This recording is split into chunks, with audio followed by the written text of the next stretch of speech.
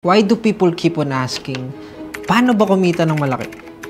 Paano ba gumawa ng maraming pera? You know, you guys are asking the wrong question. Hindi mo pa nga alam paano magsimulang kumita, tapos ang tinatanong mo na agad, paano kumita ng malaki? Hindi mo alam paano kumita ng konti. Ang tinatanong mo na, marami na agad. Akala ng mga tao, basta matuto ka kumita ng pera ay yayaman ka na. Akala nila, basta matuto kang magnegosyo, tapos kapag malaki ang kita ng negosyo mo, sureball na ang pagyaman mo. Pero hindi nila alam na it is still all about the process and how you handle your money. Yes, earning money is one thing, pero isa pa lang yan sa mga bagay na dapat mong matutunan. Kaya hayaan nyo akong ituro sa inyo ang money tips and habits na meron ako from my 3 years of experience in turning my business from zero to a multi-million business. Money tip number 1, have a saving goal and deadline. Hindi ako fan ng pag-iipon. Hindi ang gumagana sa akin. I don't save for the rainy days, but I save para makapaglabas pa ng mas malaking pera papasok sa business ko. And malaking tulong ang pagkakaroon ng target habang nag-iipon ka para sa negosyo mo. Sa paraan na to, mas may drive ka na mag-ipon at galingan para madala mo yung business mo on a higher level. So imagine nag-iipon ka without a target amount and date. Wala kang hinahabol na deadline, kaya okay lang sa'yo kahit may mga araw na hindi ka kumikilos at hindi nadadagdagan ng ipon mo. Okay lang sa'yo kahit matagal kang matumal at walang kinikita kasi nga, wala ka namang goal eh. Wala ka namang target. So, dun pa lang, pabagsak ka na agad. Like I always say, speed is everything. A business fails when it runs out of speed. So, kailangan meron kang sense of urgency na kailangan mo mag-save up while hustling hard para makuha mo yung savings na kailangan mo to level up. Saving with the goal ka dapat para hindi ka lang basta nag-iipon. Having a goal is like seeing the future ahead. Yung future na ikaw mismo ang gagawa. Yung future na gusto mo mismo. Na kailangan mo na lang punan ng process. Kasi dapat, isipin mo na ang mundo ay punong-puno ng gera. It is a competition. It is a race na kailangan mong bilisan para manalo. And once you understand this, kakaroon ka ng deeper connection sa higher self mo. At isa yon sa pinaka-importante sa pagtatagumpay. Na dapat connected yung present self mo sa higher self mo para lahat ng moves mo ay papunta sa kung ano ang future na gusto mo para sa sarili mo or sa kung anong magiging klaseng tao ka in the future. Noong nagsisimula pa ako, sinet ko na yung future na gusto ko. I have already imagined everything na mga nangyayari sa akin ngayon. Sinet ko na yung saving goal ko is to reach the million mark. Magkaroon ng mga goals ko, maging ganitong klaseng CEO, magkaroon ng malaking network, at makuha yung level of money na meron ako ngayon. At dahil sa goal ko na yon na makuha yung million mark, lagi akong nakadepende sa goal ko. Na lahat ng gagawin ko ay naka-align lang sa kung papunta ba ako doon sa milyon o hindi. Kung may gagawin akong isang bagay, ang itatanong ko lang sa sarili ko, dadalhin ba ako nito sa goal ko? Kaya mas lalong nagiging masaya ngayon yung money and rewards. Kasi masarap din yung process na nangangarap ka. At yung journey na inaabot mo lahat ng pangarap mo. So my first step is, don't just save money. Save it with a goal. Of course, sasabihin ng iba dyan, kung nakakayaman ng pag-iipon, hindi marami na sanang yumaman. Like I said, it is a process. So let's go to money tip number 2, handling your money. Matapos matuto mag-ipon, karamihan sa atin ay nasisilaw na sa halaga ng pera na naipon natin. Kaya most of the time, ang ipon nawawala na parang bula. Oo, tama naman na i-reward yung sarili natin from time to time, lalo na kung na-achieve mo yung ipon goal mo. But let's be real. Kailangan mo ba talaga yung mga bagay na binibili mo? O sabihin na natin, kahit di mo kailangan, okay lang. Kagaya ko, bumibili din naman ako ng mga bagay na hindi ko gaano kailangan. Pero gusto ko. Pero kaya ko.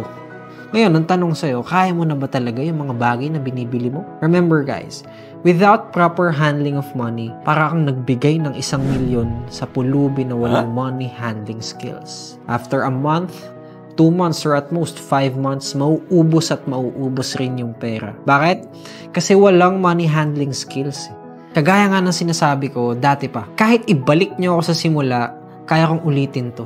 Kasi nasa akin yung skill set. kabisado ko kung paano maabot yung money level na meron ako ngayon.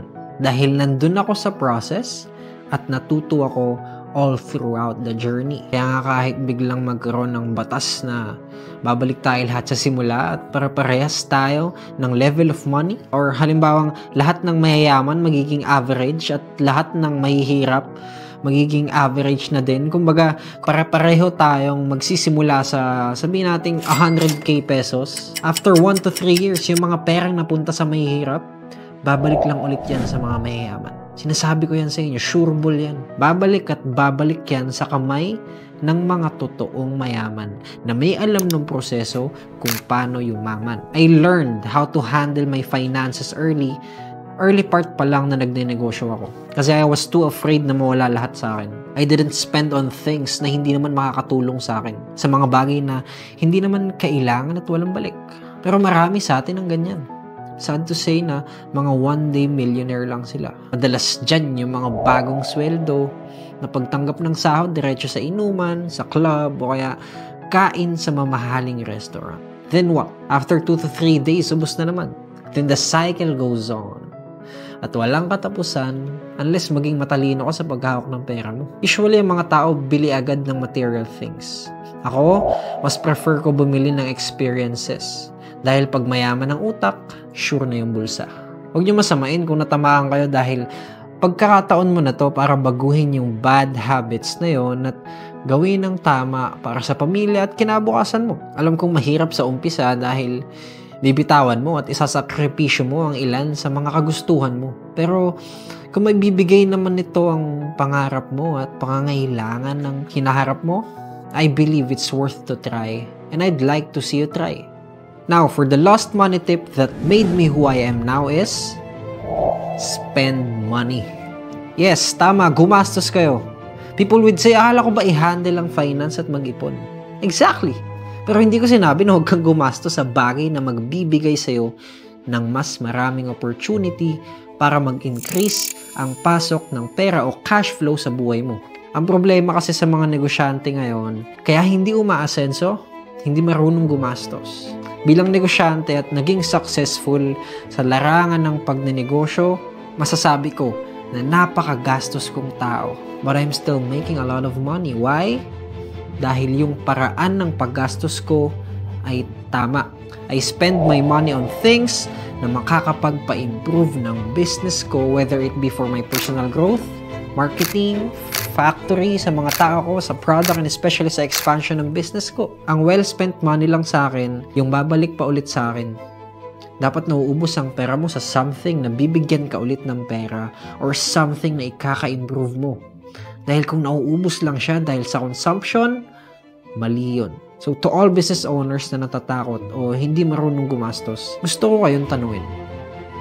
Kung kontento na ba kayo sa narating nyo kasi kung gusto nyo pa ng mas malaki pa, then it's time para mag-give back kayo sa business nyo at wag puro kabig ng cash para sa sarili nyo. Remember that your business is your livelihood.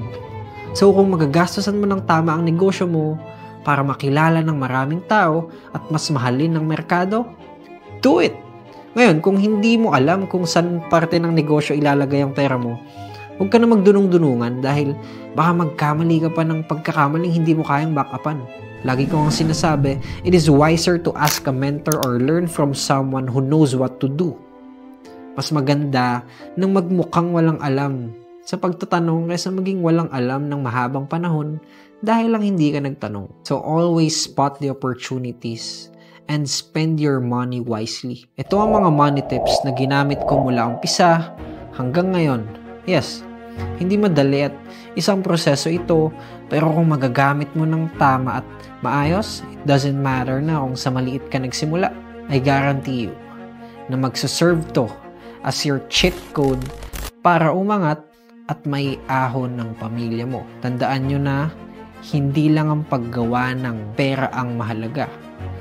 Ang mahalaga ay kung paano mo gamitin ang pera para mas dumami pa. I teach these things because having a lot of hard-earned money while knowing how to spend it wisely is really a positive impact, not just for yourself, but to the world. Kapag napataas mo na yung level of money mo, you will be able to give and help people as much as you want. At isa yon sa pinakamasarap na pakiramdam, na yung perang pinaghirapan mo ay may iba ding nakikinabang. That's all. Subscribe.